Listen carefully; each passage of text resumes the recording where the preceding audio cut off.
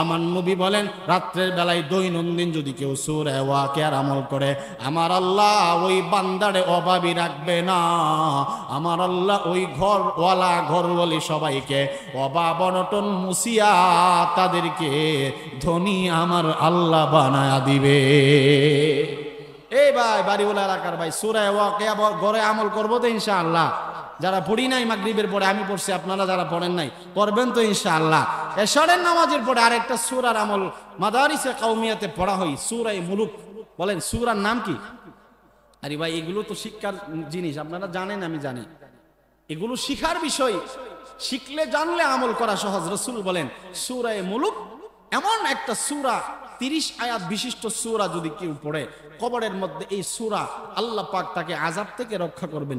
এই সূরা ওই তেলাওয়াতকারীর পক্ষে সুপারিশ করবে যতক্ষণ মাফ না করা হবে। শাফাআত লিরাজুলিন হাত্তা গুফিরা লাহু ওয়া হিয়া তাবারাকাল্লাযী বিয়াদিহিল মুলক।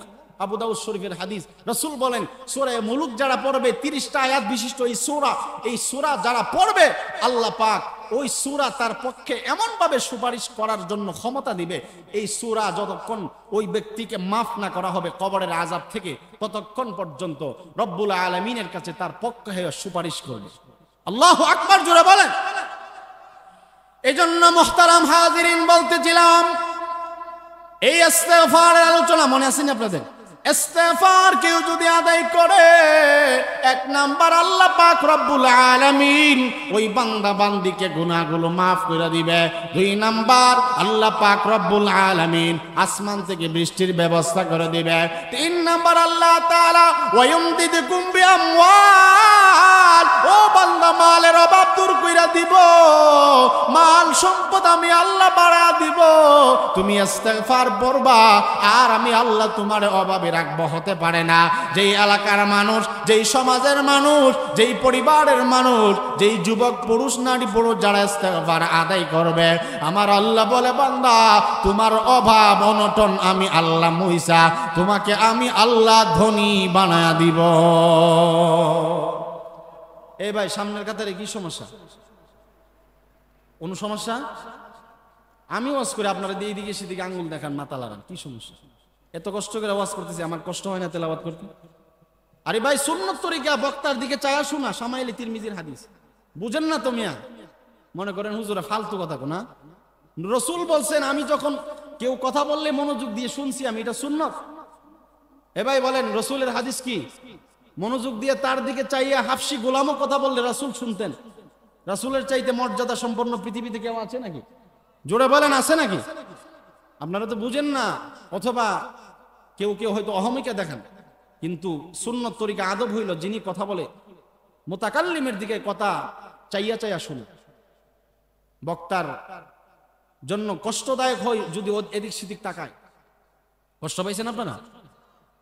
এগুলো আমাদের তরবিয়ত হওয়া দরকার। এগুলো অনেকেই বুঝে না, বক্তা ওয়াজ করে এইদিকে সেদিকে চায় থাকে। মোবাইলটা খোলা রাখা ঠিক না। এই যে আমার মোবাইল সাইলেন্ট, অনেক ফোন আসছে ধরছি না। কে জানি একটু আগে দেখলাম বয়ানে শুরুতেই ফোন করতেছে কার সাথে। নামাজে গেলে ওয়াজে গেলে একবারে খালি হয়ে বসা, বইরা বাড়িতে যাও। ভাই কথা ঠিক না বেটি? খালি হয়ে আসা, এই নিয়ত করা আমি যেটা জানি সেটাও আমি অজ্ঞ, নতুন করে এখানে ছাত্রের মতো বসা। কষ্ট পাইতেছেন কোথায়? শূন্য দেখেন ইনশাআল্লাহ কিছু ফায়দা হবে। তাহলে আমার বিষয় হলো ইস্তেগফার। বলেন বিষয়টা কি? ইস্তেগফার আদায় করলে আল্লাহ রাব্বুল আলামিন 1 নাম্বার গুনাহ মাফ করে দিবে, 2 নাম্বার বৃষ্টির ব্যবস্থা আল্লাহ তাআলা কইরা দিবে, 3 নাম্বার আল্লাহ তাআলা বলে বান্দা ওয়ায়ুমদিদুকুম বিআমওয়াল, আমি তোমার মাল বাড়ায়া দিব, অভাব আমি আল্লাহ তোমারে আর দিব না। 4 নাম্বার আল্লাহ তাআলা বলেন ওয়াবানিন, এ বান্দা বান্দি যাদের সন্তান হয় না, অনেক বছর হয়ে গেছে বিয়ে করছো তোমার সন্তান আদি হয় না, আমি রব্বুল আলামিন জানা দেয় ইস্তেগফার পড়বা আমি আল্লাহ তোমার আব্বা আম্মা বানায়া দিব। সন্তানের মালিক দেওয়ার মালিক কে? জোরে বলেন। সন্তান দেওয়ার মালিক একমাত্র শুধুমাত্র কেবলমাত্র আল্লাহ। জোরে বলেন কে? রব্বুল আলামিন সূরাতুশ শূরা 25 নম্বর পারার সূরাতুশ শূরা 49 এবং 50 নম্বর আয়াতে আল্লাহ তাআলা বলে বান্দা লিল্লাহি মুলকুস সামাওয়াতি ওয়াল আরদ ইয়াখলুকু মা ইয়াশা ইয়াহাবু লিমান ইয়াশাউ ইনাসা ওয়া ইয়াহাবু লিমান ইয়াশাউ যুকুর আও ইউযাওবিজুহুম যুকরানা ওয়া ইনাসা ওয়া ইয়াজআলু মান ইয়াশাউ আকিমা ইন্নাহু আলিমুন কাদির।